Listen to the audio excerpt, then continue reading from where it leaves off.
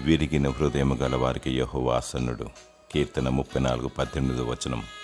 ఈ లోకములో మంచివారు మరి చెడ్డవారున్నారు. నేటి కాలంలో మంచి అంటూ లేదు. స్వార్థముతో లోకం నిండి ఉన్నది. లోకంలో ఉన్నదంతా నేత్రాశ, శరీరాశ, జీవపు డంబము కలదు. ప్రతి మనుషుడు స్వార్థాన్ని కలిగి ఉన్నాడు. ఇలాంటి వ్యక్తుల ద్వారా నీతిమంతుడు, యథార్థవర్తనుడు శోధన మరియు వేదనకు గురి అవుతున్నాడు.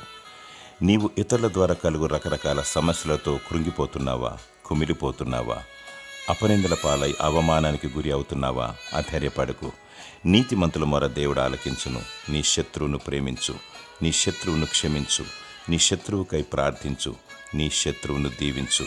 నీ శత్రువు మార్పు చెందాలని, రక్షణ మారుమనసు కలిగి వర్ధిల్లాలని దేవునికి మొరపెట్టు.